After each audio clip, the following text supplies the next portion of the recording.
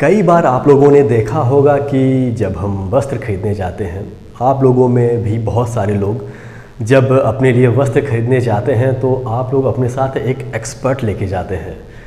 जी हाँ दोस्तों, एक एक्सपर्ट की ज़रूरत होती है कपड़े की ख़रीदारी में। आप लोगों ने बहुत जगह देखा होगा, शादियों के लिए हो गया या फिर खुद के लिए कहीं पार्टीज़ में पहनने के लिए, तो हम किसी ऐसे व्यक्ति का चुनाव करते हैं जो कि एक्सपर्ट हो कपड़ों को पहचानने में। हालांकि आजकल यह बहुत अधिक नहीं चल रहा है, क्योंकि आजकल मैटर नहीं करता है कि कपड़ों के अंदर की क्वालिटी क्या है। आजकल बस ये देखा जाता है कि वो बाहर से कितना चमक धमक वाला या फिर कितना फैशनेबल है। जी हाँ दोस्तों, तो आज हम पढ़ने वाले हैं इसी के संदर्भ में। नमस्कार दोस्तों, एक बार मैं फिर से स्वागत करता हूं आप सभी लोगों का आपका अपने YouTube चैनल गुरुवर जी के में। जी हाँ दोस्तों, तो आज हम पढ़ेंगे NCERT के क्लास 6 के साइंस का जो अध्याय 3 है। अध्याय 2 हम पहले ही पढ़ चुके हैं। यदि आपने नहीं देखा है तो जाके आप देख सकते हैं हमारे इस YouTube चैनल में। तो आज का जो हमारा जो टॉपिक है वह वस्त्रों से ही संबंधित है, जो कि है तंतु से वस्त्र तक, यानी कि फाइबर टू फैब्रिक। हिंदी ऐसे ऐसे खतरनाक लिखे रहते हैं कि समझना मुश्किल होता है, लेकिन यदि आप सिविल सर्विसेज की तैयारी कर रहे हैं तो कुछ ना कुछ उम्दा किस्म की हिंदी के शब्द आपको आने ही चाहिए ताकि परीक्षा में आसानी हो सके। आप लोगों ने देखा होगा कि कई बार इस बात पे विवाद होता रहता है कि जो प्रश्न पत्र तैयार किए जाते हैं हिंदी में, उनके शब्द इतने कठिन होते हैं कि बच्चे समझ नहीं पाते आखिर वो लिखा क्या है, और उन्हें शर्म महसूस होने लगती है कि वह हिंदी माध्यम से पढ़कर और IAS की तैयारी कर रहे हैं और उन्हें इसका मतलब नहीं पता है। तो तंतु का जो सामान्य अर्थ होता है वह रोए से मान सकते हैं कि किस प्रकार का जो रोआ होता है, यानी कि किसी भी कपड़े का जो प्रारंभिक स्थिति हम मान सकते हैं कि कपड़े निर्माण का जो प्रारंभिक स्थिति होती है उसी ही हम तंतु कहते हैं, या फिर जिसे हम फैब्रिक कहते हैं, या फिर जिसे हम फाइबर कहते हैं। फैब्रिक मतलब होता है वस्त्र और फाइबर मतलब होता है तंतु।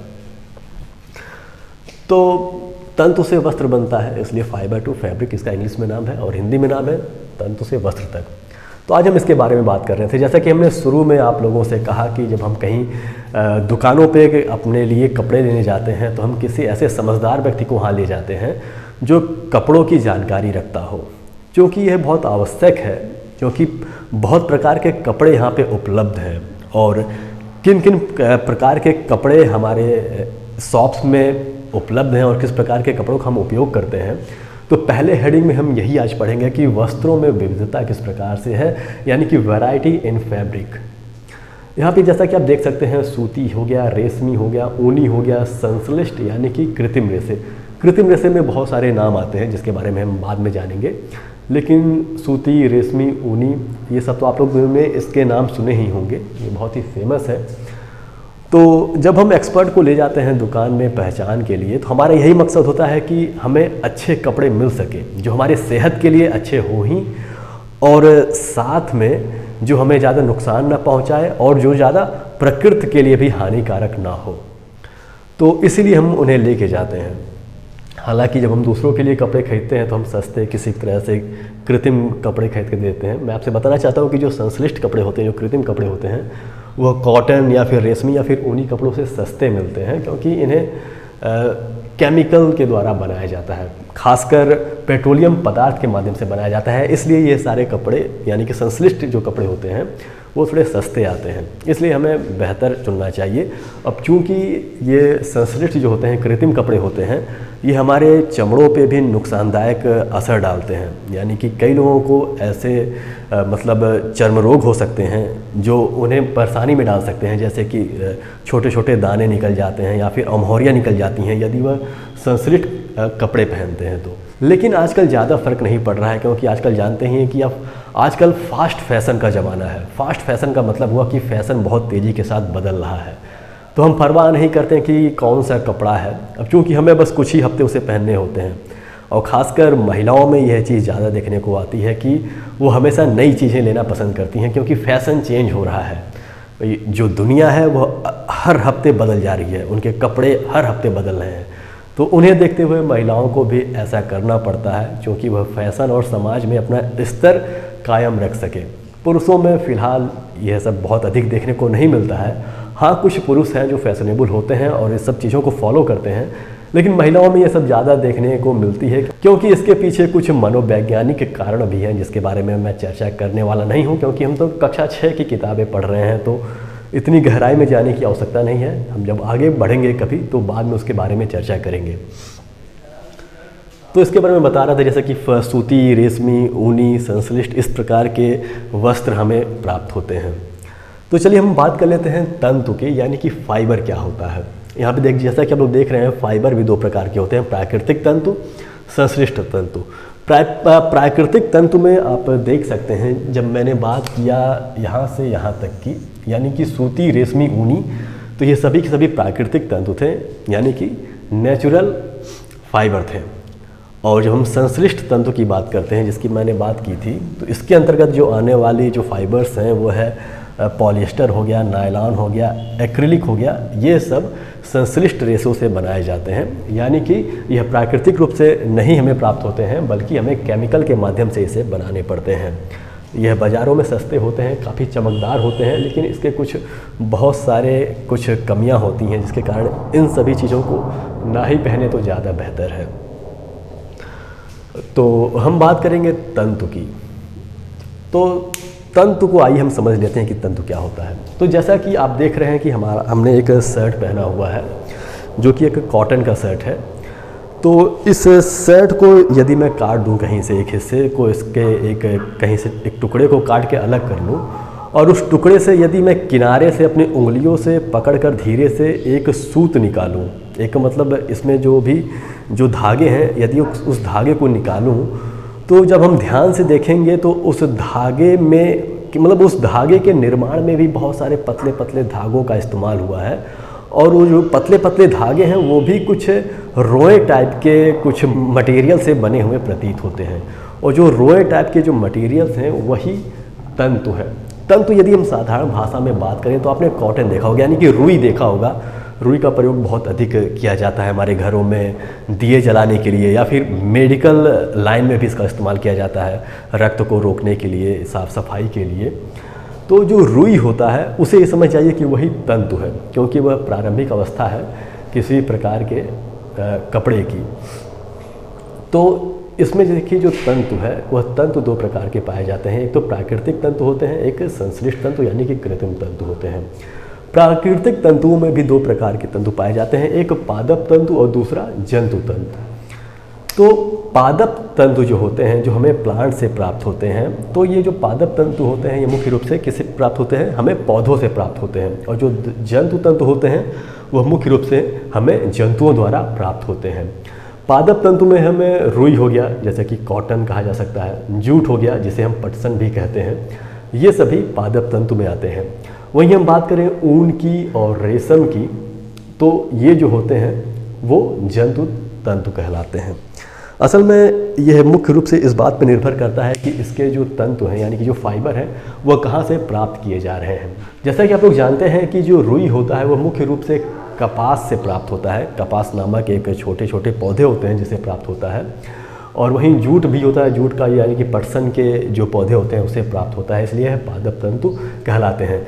जंतु तंतु की बात करो तो हम यहाँ पे देखिए ऊन हो गया। तो ऊन जो होते हैं वो आप लोग को पता है कि जो ऊन होते हैं वह मुख्य रूप से हमें भेड़ हो गए या फिर बकरी हो गए, जो पहाड़ी बकरियाँ होती हैं, ऊँट हो गए जिसके बड़े बड़े बाल होते हैं, इन सभी जानवरों से यानी कि उनके बाल से यह ऊन प्राप्त होता है हमें।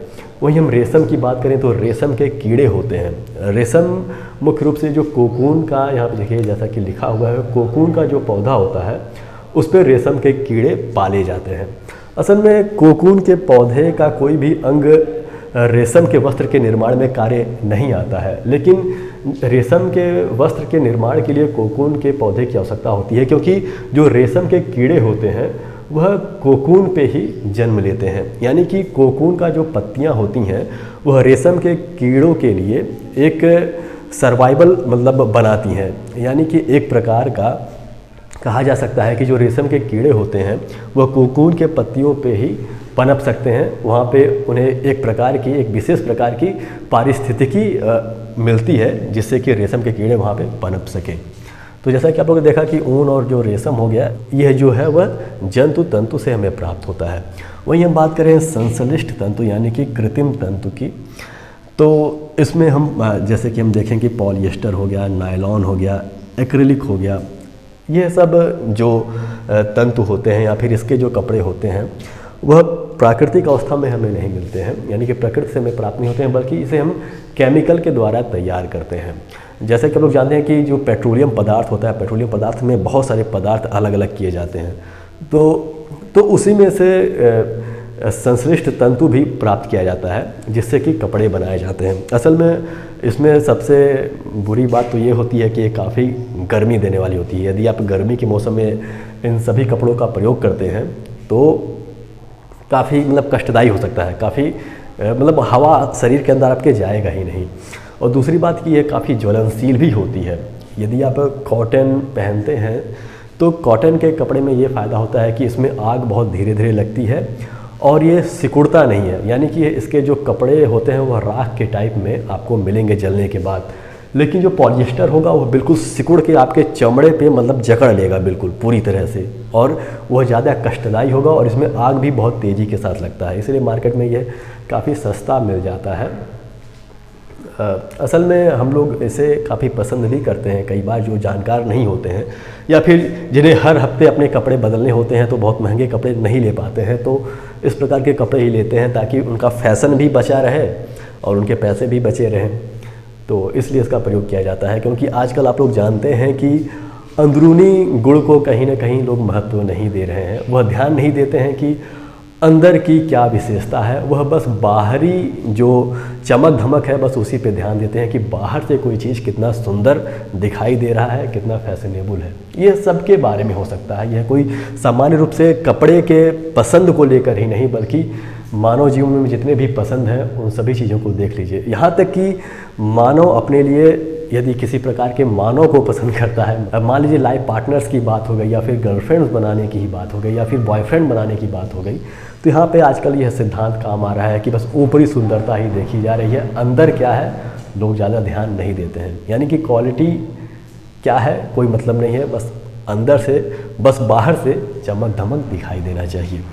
तो चलिए हम आगे बढ़ते हैं और बात करते हैं कुछ पादप तंतुओं के निर्माण की, सम प्लांट्स फाइबर्स। तो सबसे पहले हम रुई की बात करते हैं, यानी कि कॉटन की बात करेंगे। कॉटन वही सामान्य कॉटन जो घरों में इस्तेमाल किया जाता है, डॉक्टर्स के यहाँ इस्तेमाल किया जाता है, या फिर जिसका बाद में कॉटन का धागा बना के हम कपड़े के रूप में प्रयोग करते हैं। जो कॉटन है वो हमें मुख्य रूप से कपास से प्राप्त होता है। कपास मुख्य रूप से एक पौधे का नाम है। इस कपास की खेती की जाती है और जब इसके पौधों में जब फल लगते हैं और जब फल सूख के वो फट जाते हैं, आप देखे होंगे, हो सकता है कि आप लोगों ने देखा हो या फिर फिगर के माध्यम से यहाँ पे दर्शा दिया जाएगा कि कपास के खेत कैसे दिखाई देते हैं जब उससे जो कॉटन है वो बाहर आ जाता है। तो उसके जो फल होते हैं वो फल फूट जाते हैं और फूटने के बाद कपास और उसके जो अंदर बीज होती है वह बाहर आ जाते हैं। बाद में मज़दूरों के द्वारा उन्हें निकाल कर और फिर उसके बीजों को अलग कर लिया जाता है। पहले मतलब हाथों के माध्यम से किया जाता था, अभी भी कई जगह हाथों के माध्यम से भी किया जाता है, लेकिन अब बहुत सारे मशीन भी आ गए हैं जो कॉटन से उसके बीज को हटाने का कार्य करते हैं। सबसे मुश्किल काम यही होता है कि कॉटन से उसके बीज को हटाना ही सबसे मुश्किल काम होता है इसका। अब इसमें होता यह है कि जब रुई मिल जाता है हमें, रुई का मतलब आप जैसा कि मैंने कहा था कि तंतु ही है, ये एक तरह से तंतु का ही रूप है रुई। तो ये जब हमें प्राप्त हो जाता है फिर हम इसका धागा बनाते हैं, धागे से फिर कपड़े का निर्माण करते हैं। और ये जो कपास जो है, यानी कि कपास की जो खेती की जाती है वो मुख्य रूप से काले मिट्टी पे इसकी खेती की जाती है, यानी कि जो ब्लैक सॉइल होता है वहाँ पे इसकी खेती की जाती है। भारत में प्रमुख राज्यों की बात करें जो कि कपास का उत्पादन करते हैं, तो यहाँ पे आप देखेंगे कि गुजरात हो गया, महाराष्ट्र हो गया, आंध्र प्रदेश हो गया, मध्य प्रदेश हो गया, यह प्रमुख राज्य हैं जो कपास की खेती करते हैं। जैसा कि आप लोग जानते हैं कि यहाँ पे ब्लैक सॉइल भी अधिक मिलते हैं। वहीं हम बात करते हैं एक पादप तंतु की जो कि है जूट, यानी कि जिसे हम पटसन भी कहते हैं। जूट भी एक प्रकार का मतलब पादप तंतु ही है और जूट के भी पौधे होते हैं, और जब इसमें फूल लग जाते हैं तब इसकी कटाई कर ली जाती है। इसके पौधे लगभग 3 से 4 या फिर अच्छे क्वालिटी के हो तो 5 फीट के भी हो सकते हैं। उन्हें काट कर इन्हें किसी पानी में कुछ दिनों तक रख दिया जाता है, यानी कि पानी में, पोखरे में हो गया या फिर कुएं में हो गया, वहाँ पे इसे डाल दिया जाता है। धीरे धीरे इसके जो तने होते हैं वह सड़ जाते हैं, और सड़ने के बाद हम उसमें से इसके जो तंतु होते हैं उसे अलग कर लेते हैं। उस तंतु से फिर हम लोग धागे बनाकर इसका इस्तेमाल करते हैं। यदि उदाहरण के रूप में बताऊं तो जूट की बोरी आप लोगों ने देखा होगा। मुख्य रूप से गाँव में जो भूरे रंग की जो बोरियां होती हैं, जो जूट की होती हैं, वो मुख्य रूप से इसी पटसन की बनाई जाती हैं। इसका प्रयोग पहले सरकारी गोदामों पे विभिन्न प्रकार के खाद्य सामग्री यानी कि गेहूं या फिर धान की नपनी के लिए की जाती थी, या फिर जो बीज आते थे गेहूं के वो भी इसी जूट की बोरी में ही आते थे। जूट की खेती के लिए सबसे ज़रूरी चीज़ है कि वहाँ पे पानी मौजूद होना चाहिए, क्योंकि ये मुख्य रूप से कहा जा सकता है कि बरसात के मौसम में होने वाला ये फसल है। यदि प्रमुख राज्यों की बात करें हम भारत के संदर्भ में, तो भारत में पश्चिम बंगाल हो गया, बिहार हो गया, असम हो गया, यह 3 ऐसे राज्य हैं जहाँ पे बहुत मात्रा में जूट का उत्पादन किया जाता है। चूँकि आप देख सकते हैं कि यहाँ पे पश्चिम बंगाल, बिहार, असम, ये सभी उत्तर भारत या फिर उत्तर पूर्वी भारत के राज्य हैं, और यहाँ पे बहुत अधिक मात्रा में बरसात होती है। जैसा कि हम लोग देखते हैं कि यहाँ पे ये जो भी क्षेत्र हैं, यहाँ से नदियाँ होकर गुजरती हैं पहाड़ से, जो यानी कि हिमालय से जो निकलने वाली नदियाँ हो गई, गंगा हो गई, या फिर जो आके मिलती है गंगा में, यमुना हो गई, ये सभी इन्हीं रास्तों से होकर गुजरती है। और यहाँ पे आप देखते होंगे कि बहुत अधिक बाढ़ भी आता है बरसात के मौसम में, इसीलिए यहाँ पे जूट अधिक उत्पन्न होता है। चलिए हम आगे बढ़ते हुए अब बात करते हैं सूती तागे की कताई की। सूती तागे की कटाई यानी कि स्पिनिंग कॉटन यार्न, यानी कि सूती तागे को कैसे बनाया जाता है, यानी कि धागे भी हम जिसे कह सकते हैं कि सूती के धागे का निर्माण कैसे किया जाता है। तो जैसा कि हमने आपसे बताया था कि जो रुई होता है, जो कि कपास से प्राप्त होता है, तो ये जो रुई है यही इसका कच्चा पदार्थ है, यानी कि यही इसका कच्चा माल है जिससे हम सूती तागे का निर्माण कर सकते हैं। अब उसमें होता यह है कि रुई को लेकर यदि आप एक हाथ में, आप लोग सामान्य रूप से अपने घर में भी ऐसा कर सकते हैं कि यदि आप रुई का कोई गोला ले लें और उससे हल्का सा रुई, बस कहीं एक किनारे से हल्का सा रुई दूसरे हाथ में लेकर अपने तर्जनी और अंगूठे के बीच लेकर उसे यदि ऐसे रगड़ना शुरू करें और धीरे धीरे इसको आगे बढ़ाते रहें दाहिनी ओर, तो आप देखेंगे कि वहाँ पे एक धागे का निर्माण शुरू होगा। हो सकता है कि आप पहली बार ऐसा कर रहे हो सकता है कहीं धागा मोटा हो या फिर कहीं पतला हो, क्योंकि अभी आप लोग एक्सपर्ट नहीं हैं, लेकिन आप लोग इतना समझ जाएंगे कि इसी प्रकार से सूती तागे का निर्माण किया जाता है। इसके लिए हम लोग तकली का भी प्रयोग करते हैं, या फिर बहुत अधिक फेमस है भारत के संदर्भ में जो चरखा होता है। जी हाँ दोस्तों, जो कि गांधी जी का चरखा होता है। अभी कुछ दिन पहले आप लोगों ने देखा होगा कि जब ट्रंप अमेरिका के राष्ट्रपति थे और जब वो भारत आए थे तो नरेंद्र मोदी ने उन्हें महात्मा गांधी के आश्रम में ले गए थे।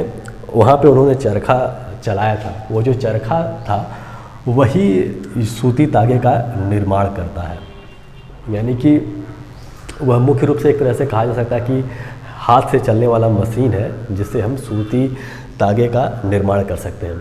आजकल तो बहुत सारी, आजकल क्या मतलब अंग्रेज़ों के ज़माने में ही बहुत सारी ऐसी मशीनें आ गई थी जिससे हम कॉटन से तागे बना सकते थे बड़े आराम से। तो उससे संबंधित बहुत सारे इतिहास भी आप लोग को पता है कि महात्मा गांधी ने एक तरह का अभियान चलाया था कि हम चरखे पे मतलब बनाकर इसके सूत का निर्माण करके वस्त्र बनाएंगे, वही पहनेंगे, और अंग्रेज़ों द्वारा जो मशीनों पे बनाई गई जो वस्त्र हैं उसका हम विरोध करेंगे और उन्हें हम नहीं पहनेंगे। चलिए हम आगे बात करते हैं तागे से वस्त्र, यानी कि अब हमने तागा तो बना लिया, अब हम वस्त्र बनाने की ओर आगे बढ़ते हैं, यानी कि यार्न टू फैब्रिक, यानी कि वस्त्र का निर्माण कैसे होता है। तो आपके पास तागा है, जैसा कि आपने अभी बनाया तागा, आप तागा बनाना सीख गए हैं तो हम बनाएंगे वस्त्र। तो वस्त्र मुख्य रूप से 2 प्रकार से बनाया जा सकता है, एक बुनाई द्वारा यानी कि बुनाई विधि होती है और एक बंधाई विधि होती है, यानी कि वेविंग होता है और एक निटिंग होता है। बुनाई में मुख्य रूप से दो तागे को लिया जाता है, यानी कि दो अलग अलग धागे को लेकर उसे एक तरह से मतलब क्रॉस में करके उसे बांधा जाता है। आप लोगों ने देखा होगा बहुत जगह कि कैसे तागे से वस्त्र का निर्माण किया जा रहा है।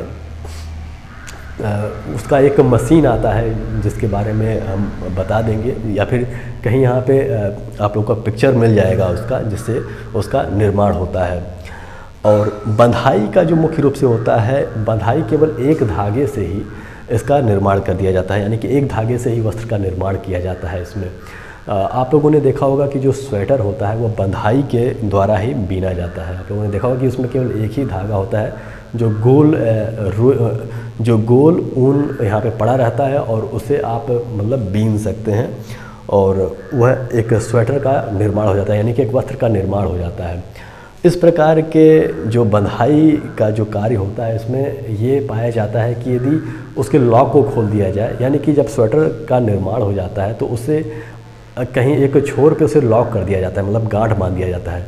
यदि उस गांठ को आप खोल कर उसे खींचना शुरू करेंगे तो जितना भी मतलब ऊन का जो बनाया हुआ जो वस्त्र है वह पूरा का पूरा उधड़ जाएगा, यानी कि पूरा का पूरा आपका उधड़ के अलग हो जाएगा। लेकिन जो बुनाई होता है, यानी कि जिसमें दो तागे को एक के ऊपर एक लगाकर इसकी बुनाई की जाती है, इसमें ऐसा नहीं होता है। जैसा कि मैंने आपसे शुरू में बताया था कि कॉटन के कपड़े के टुकड़े को जब आप खींचेंगे तो बस एक ही धागा निकलेगा उसमें से, दूसरे को निकालने के लिए आपको दोबारा उसमें से खींचना होगा।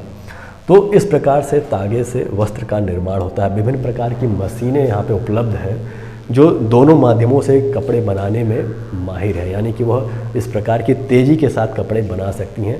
पहले हथकरघे का इस्तेमाल होता था, या फिर पहले तो सिलाई, जिसे हम कहते हैं कि मतलब सलाई कहते हैं। हाँ, मुझे लगता है कि सलाई ही कहा जाता है सामान्य रूप से, हमारे यहाँ तो यही बोला जाता है, हो सकता है कि आपके यहाँ कुछ और बोला जाता हो, जिसमें दो सलाई होती थी, अलग अलग नंबर की होती थी, 3 नंबर, 4 नंबर, 9 नंबर।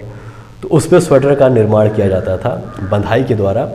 और बुनाई भी जो होता था वह हथकरघे पे, यानी कि हाथ के मशीन के द्वारा इसकी बंधाई की जाती थी। तो ये तो आप समझ गए कि तागे से वस्त्र का निर्माण किस प्रकार से होता है। चलिए बात करते हैं वस्त्र सामग्री का इतिहास, यानी कि हिस्ट्री ऑफ क्लोथिंग मटेरियल्स। तो कपड़े हम आज से नहीं पहनते आ रहे हैं, आज तो हमारे पास बहुत सारे कपड़े हैं, बहुत सारे यहाँ पे तंतु हैं जिसके हम कपड़े पहन सकते हैं। लेकिन पहले ऐसा नहीं था। यदि हम बहुत प्राचीन काल में जाएं, यानी कि जब हमारा शुरुआत हुआ था, यानी कि कहीं ना कहीं मानव जाति के सभ्यता का शुरुआत हुआ था, तब इस प्रकार के कपड़े नहीं थे। उस समय हम मुख्य रूप से पौधों पे निर्भर करते थे या फिर जानवरों पे निर्भर करते थे। फ़िलहाल अभी भी उसी चीज़ों पे निर्भर करते हैं, लेकिन अब थोड़ा सा स्वरूप बदल गया है। तो पहले के ज़माने में हम पौधों के छाल को ओढ़ते थे या फिर बड़ी बड़ी पत्तियों का इस्तेमाल करते थे अपने तन को ढकने के लिए। हो सकता है कि यही कारण हो, इसलिए मनुष्यों ने सबसे पहले कुत्ता पाला, ना कि बकरी, क्योंकि बकरी खतरनाक हो सकती थी पत्तों के लिए। तो इसके बारे में हम बात कर रहे थे, यानी कि इसका इतिहास धीरे धीरे मतलब बदलता रहा, इसका स्वरूप बदलता रहा। फिर लोगों ने किसी प्रकार से जो जानवरों के बाल थे या फिर उसकी जो चमड़ियाँ थीं, उन जानवरों के बालों को इकट्ठा किया उन्होंने मतलब फिर उस तंतु से उस धागे को बनाया, मोटे मोटे धागों का निर्माण किया, फिर उसे किसी प्रकार से सिल कर पहनना शुरू कर दिया। फिर धीरे धीरे इसका मतलब एवोल्यूशन आता गया और उसमें बदलाव आते गए। और जब सुई धागे का इस्तेमाल हुआ तो लोगों ने सिले सिलाए कपड़े पहनने शुरू कर दिए। असल में पहले जो लोग थे वह बस एक ही कपड़े का इस्तेमाल करते थे, जैसा कि आजकल लुंगी हो गया, फिर धोती हो गया, फिर साड़ी हो गया या फिर पगड़ी हो गया। इस प्रकार के कपड़े का पहले इस्तेमाल किया जाता था हर सभ्यता में। पहले सिले सिलाए कपड़े ये नहीं आते थे कि हाँ बस इसको पहन लिया, यहाँ पे हाथ है इसका और यहाँ पे कॉलर बना हुआ है और बटन बंद कर लिया, हो गया। पहले ऐसा नहीं होता था। पहले मुख्य रूप से बस एक ही पोशाक होता था जो कुछ लंबा होता था और जिसे हम नीचे से लेकर ऊपर तक विभिन्न प्रकार से उसे ढक कर अपना शरीर किसी प्रकार से ढक लेते थे। अभी भी वो चीज़ें मौजूद हैं, जैसा कि साड़ियाँ हो गई जो महिलाएं इस्तेमाल करती हैं पहनने के लिए, या फिर धोती हो गया, या फिर लुंगी हो गया, या फिर पगड़ी हो गई। इस प्रकार के वस्त्र जो थे वह पहले यूज में लाए जाते थे, लेकिन जब सिलाई मशीन का प्रयोग होने लगा तो लोगों ने वस्त्र बनाकर पहनने शुरू कर दिए। और अब तो जब आप फैशन टीवी देखेंगे तो वहाँ पे न जाने किस किस चीज़ का वस्त्र बना देते हैं, वो तो अलग ही बात है। तो आशा करता हूँ कि दोस्तों आप लोगों को यह वीडियो समझ में आया होगा और वीडियो अच्छा भी लगा होगा। यदि वीडियो अच्छा लगा तो हमारे इस वीडियो को लाइक कर दीजिएगा, हमारे चैनल को सब्सक्राइब कर दीजिएगा और बेल आइकन भी प्रेस कर दीजिएगा, ताकि जब हम नई वीडियो लेकर आए तो उसकी जानकारी आपको हो सके। आप लोग थोड़ा सा लाइक और सब्सक्राइब किया करिए, क्योंकि जब आप ऐसा करते हैं तो हमें थोड़ा सा और प्रेरणा मिलती है, क्योंकि इस बोर्ड पे लिखना और सभी चीज़ों को रिकॉर्ड करके फिर यूट्यूब पे डालना काफ़ी मुश्किल काम होता है। तो कई बार तो मैं हार जाता हूँ, मतलब मन करता है कि छोड़ दूँ। लेकिन जब आप लोग लाइक और सब्सक्राइब करते हैं, यदि वो थोड़ी मात्रा में ही होता है तो मुझे पसंद आता है, और आप लोगों के लिए मुझे फिर से लौटकर इस प्लेटफॉर्म पे आना पड़ता है। तो हमारे साथ बने रहने के लिए बहुत बहुत धन्यवाद। मिलते हैं अपने अगले वीडियो में।